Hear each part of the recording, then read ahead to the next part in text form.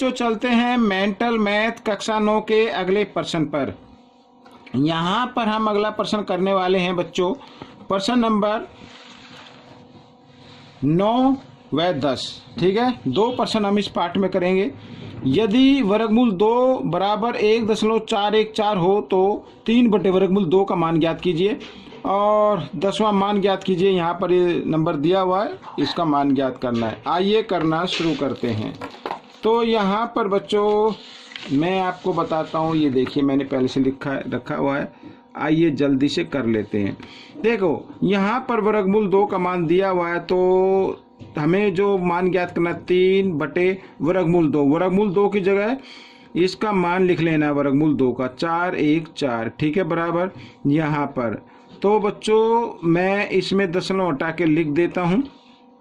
क्या करेंगे, दशमलव के लिए ऊपर गुणा का निशान लगाओ, दशमलव के लिए 1 लगाओ, दशमलव के बाद 3 अंक है तो 3 जीरो लगा दो, इस तरीके से। ठीक है, आइए इसको हम लिख सकते हैं इस तरीके से। समझ में आ गया। अब हमें इसका मान ज्ञात करना है, इसको भाग कर लेते हैं बच्चों। यहाँ पे इसका आंसर लिख देंगे, जल्दी से भाग कर लेते हैं। 14 देखो 14 का पाड़ा जो है वो 2 पे चलेगा, तो यहाँ पे 28 आ जाएगा। ठीक है, और 10 में से 8 गए 2, 9 में से 2 गए 7 और 9 में से 8 गया 1। ठीक है बच्चों, ये आ गया। अब आगे देखो, आगे कोई डिजिट तो है नहीं, अंक तो है नहीं, तो हम क्या करेंगे, दशमलव लगा के 1 अंक यहाँ पर उतार लेते हैं। अब 14 का पाड़ा 1 पे ही चलेगा, क्योंकि 2 पे तो 28 हो जाएगा। तो आइए इसको लिख लेते हैं यहाँ पर। तो 10 में से 4 गए 6 और 1 में से 1 गया 0, 7 में से 4 गए 3 और 1 जीरो और उतार सकते हैं दशमलव के बाद। फिर देखो यहाँ पर 2 पे ही चलेगा ये, तो 2 पे फिर वही आ जाएगा 28। तो 10 में से 8 गया 2 और यहाँ पे रह गया बच्चों 5 में से 2 गया 3। ठीक है, यहाँ पे आज लिया 10 में से 8 गया 2 और यहाँ पर फिर बच्चों 1 जीरो और ले सकते हैं। अब देखो 1 पे तो आता 14, 2 पे आता 28, तो हमें तो 2320 से कम लेना, तो 1 पे ही चलेगा। तो बच्चों यहाँ पर 14, बस इतना ही काफ़ी है बच्चों, माइनस करने की भी जरूरत नहीं है आपको। तो 2.121, तो बच्चों ये आपका उत्तर बन जाएगा। ठीक है, इतना ही करना है। आइए अगला प्रश्न कर लेते हैं।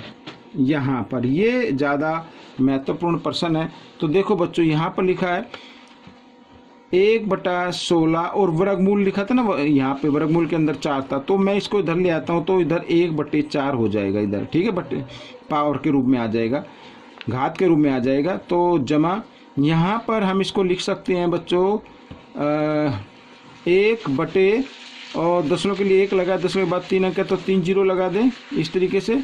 और इसको हम घटा 1/3 लिख सकते हैं, और घटा यहाँ पर 27 है तो इसको 3 की घात 3 के रूप में लिख सकते हैं और 2/3 कर सकते हैं। ठीक है, इस तरीके से। आइए 1 यहाँ पर 16 है, तो 16 को हम लिख सकते हैं 2 की घात 4। ठीक है, यहाँ पे आ गया, और 1/4 तो ये है ही, जमा 1 यहाँ पर 1000 है, 1000 को लिख सकते हैं 10 की घात 3 और ये घटा, हाँ ये अभी यूँ का यूँ रहने दें क्योंकि घात तो ऊपर है ना, ये कोई दिक्कत नहीं है। और घटा यहाँ पर बच्चों हम क्या करेंगे, 3 से 3 कट गया, 3 को 2 बार गुणा किया तो 9 आ गया इधर। ठीक है, और इधर 4 से 4 कट गया। ठीक है, तो यहाँ पर बच्चों 1/2 आ गया, और जमा यहाँ पर बच्चों इसकी घात में इधर लिख लेता हूँ, यहाँ पर घटा 1/3। तो हम क्या करेंगे, अब आपको क्या करना है, आपको करना है इसको ना आप इसका व्युत्क्रम कर दें। ठीक है ना, इस संख्या का व्युत्क्रम कर दें, या इसकी जो घात दी हुई है उसको नीचे ले आए।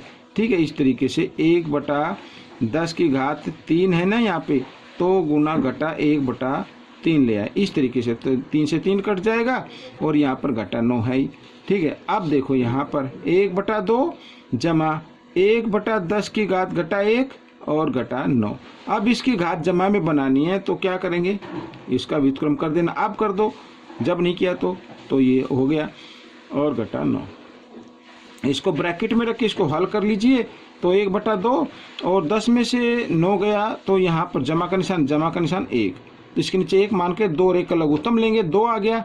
तो 2 को 2 से भाग किया 1, 1 को 1 से गुणा किया 1 आ जाएगा, 2 को 1 से भाग करेंगे 2 पे जाएगा, 2 को 1 से गुणा करें 2 एकम 2। ठीक है, तो यहाँ पर 2 जमा 1 आ गया 3/2, ये आपका उत्तर बन गया। ठीक है बच्चों, तो इस तरीके से ये दोनों प्रश्न हल हो गए हैं। आपको कैसे लगे मुझे ज़रूर बताएं। मिलते अगले पार्ट में, तब तक आप प्रैक्टिस करते रहें।